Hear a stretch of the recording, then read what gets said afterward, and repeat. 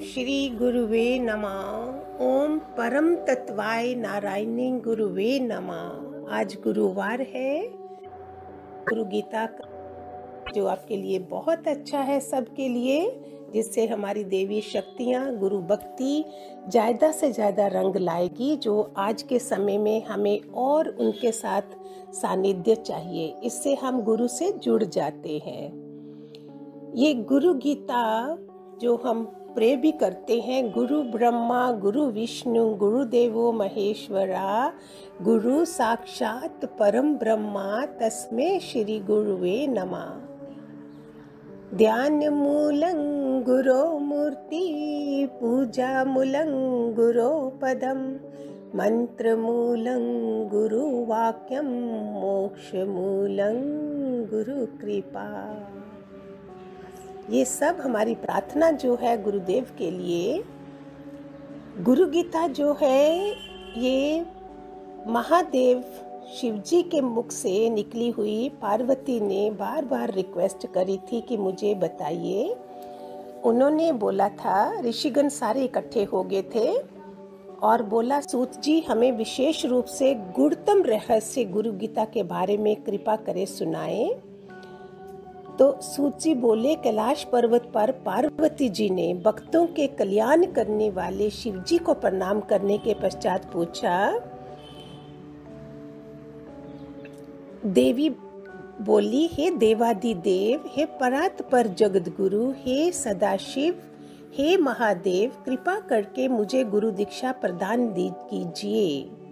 हे स्वामी, आप मुझे बताएं किस मार्ग से जीव ब्रह्म स्वरूप को प्राप्त करता है। हे स्वामी, आप मुझ पर कृपा करें, मैं आपके चरणों में प्रणाम करती हूँ। हे देवी, आप तो मेरा अपना स्वरूप है। शिवजी पार्वती माता को बोल रहे हैं, आपका ये प्रश्न बड़ा ही लोक हितकारी है। ऐसा प्रश्न पहले कभी किसने नहीं पूछा। आपकी प्रीति के कारण इसके उत्तर को मैं अवश्य दूंगा। हे महादेवी, ये उत्तर भी तीनों लोकों में अत्यंत अत्यंत अत्यंत दुर्लभ है, परंतु इसे मैं कहूंगा, आप सुने। गुरु से अलग ब्रह्मा नहीं है, अर्थात गुरु ही ब्रह्मा है। हे श्रेष्ठ मुखमंडल वाली, ये सत्य है, इसमें लेश मात्र भी संशय नहीं है। वेद शास्त्र पुराण इतिहास स्मृति मंत्र यंत्र उच्चाटन आदि विद्याएं सब इसके आगे फेल हैं। जीव के चित्त को भ्रमित करने वाली होती है। यज्ञ व्रत ताप दान जप और तीर्थ आदि सारी प्रक्रिया को करने वाले लोग भी गुरुत्व के बोध के अभाव के बिना वो मूढ़ की तरह आचरण करते हैं, मूर्खों की तरह। आत्मा एवं सद्गुरु एक ही है, भिन्न नहीं है। ये सत्य है, सत्य है, इसमें तनिक भी संशय नहीं है। इसलिए मननशील मनुष्यों को इसकी प्राप्ति हेतु सभी श्रेष्ठ कर्तव्य करने चाहिए। सद्गुरु के चरणों की सेवा से साधक सारे पापों से मुक्त होकर विशुद्ध आत्मा हो जाता है। हम कितने सौभाग्यशाली हैं, हमें भगवान जी मिले, जिससे हम कितनी शुद्ध आत्माएं बन गए सारे।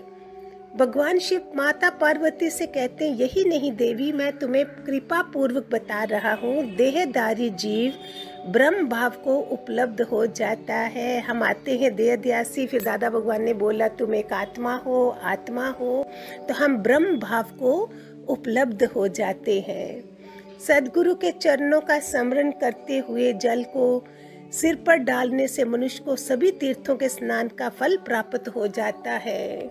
नहाते समय भी आप गुरु के उसका भी ध्यान कीजिए, जिससे हमारे कितने तीर्थों के स्नान का फल मिल जाता है। कोई भी मंत्र उच्चारण करिए, उसका ध्यान करिए। श्री गुरु के चरणों का जल पाप रूपी कीचड़ को समाप्त करने वाला होता है। हमारे जन्मों के पाप खत्म करे हैं ना भगवान जी ने। श्री गुरु का चरण नौदक अज्ञान की जड़ उखाड़ने वाला, जन्म एवं कर्मों को समाप्त करने वाला होता है। ज्ञान वैराग्य की प्राप्ति के लिए उस गुरु के श्री चरण जल का पान करना चाहिए। ये मिलता ही नहीं है। पहले सब नाम मंत्रधारी नामधारी गुरु करे होते हैं, वो क्लास ही नहीं मिलती है। जब ये क्लास मिली है तो इसको भी हम नर्सरी की तो नहीं बनाए ना। जितनी हमारी डिग्री चढ़ेंगे गुरु कृपा बरसेगी, जितना वैराग्य आएगा तभी कृपा बरसेगी। भगवान की कृपा और बरसती है कि मुझे संसार से खटाई आ रही है, कुछ भी अच्छा नहीं लगता है। कितने कपड़े पड़े हैं घरों में, कितना सामान पड़ा है, और इकट्ठे करते जाते हैं, जबकि अभी पता ही नहीं है कि कल पहनने के काबिल है। फिर हम उसमें कीड़ा बन के आ जाएंगे। जहाँ तो लगाओ, मज़ा करो, ख़त्म करो। जहाँ ध्यान रखोगे, गोभी का ध्यान रखोगे तो गोभी में कीड़ा बन जाओगे, मटर में खाओगे, मटर में भी कीड़ा पड़ा है। हर जगह कीड़ा बन के हम आ जाएंगे। ऐसा अपने से के साथ अत्याचार क्यों करें? क्यों ना रोज का अभ्यास करना है, हमने परहेज करना है, अभ्यास करना है। गुरु का निवास ही मुक्तिदायिनी काशी है। गुरुदेव ही भगवान विश्वनाथ है, वही साक्षात तारक ब्रह्मा है। ये तीर्थ है हमारे, ये स्वयं अक्षय वट हैं दादा लक्ष्मी भगवान, तीर्थराज प्रयाग है हमारे। ऐसे सदगुरु भगवान को बारंबार नमस्कार है। सदगुरु कृपा से अपने जीवन में भौतिक, आध्यात्मिक, लौकिक, अलौकिक समस्त विभूतियों को पाने की चाहत रखने वाले साधक को सदा ही गुरुदेव की छवि का स्मरण होना चाहिए। अगर पास में नहीं है, मैं तो चाहती हूँ स्मरण शमनी, मैं तो उनके पास में ही रहूँ, वही होना चाहिए। हम तो बड़ा कर लेते हैं, अपने वाले पास में है और गुरु की खाली छवि सामने रख लो, 2 मिनट खत्म। मैं उसमें से नहीं हूँ प्यारे बच्चों, नहीं चाहिए मुझे कुछ और।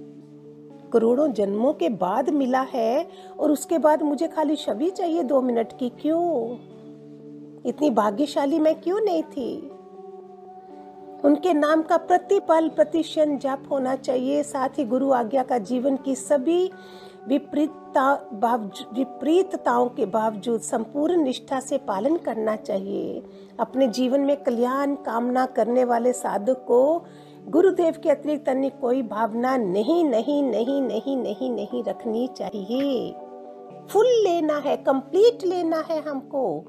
हर स्विच देखिए पूरा, प्रेस का लगाइए, माइक्रोवेव का लगाइए, किसी चीज का भी लगाइए, पूरा लगाएंगे तो करंट आएगी, नहीं तो करंट नहीं आएगी। और इधर हम ऐसे ही टच करके आ जाए, करंट आई ही नहीं, कृपा बरसी ही नहीं कुछ भी। गुरु के मुख में ब्रह्मा का वास है, इस कारण उनके मुख से बोले हुए शब्द ब्रह्म वाक्य ही है। गुरु कृपा प्रसाद से ब्रह्मा की प्राप्ति होती है। परम पतिव्रता स्त्री जिस तरह से सदा अपने पति का ध्यान करती है, ठीक इसी तरह अध्यात्म तत्व के अभ्यास साधक को अपने गुरु का ध्यान होना चाहिए।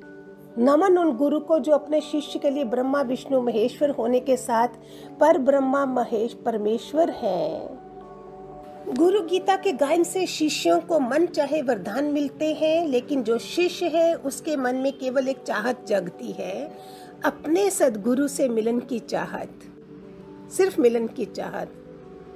और जिसे संसारी कामनाएं वासनाएं ललसाती हैं, छूती हैं, समझो वह अभी शिष्य नहीं है। हाँ, इतना जरूर है कि इस पाप पंख में फंसे हुए लोगों पर भी गुरु भगत शिष्यों को दया आती है, दयावश वे उनकी मदद भी करते हैं।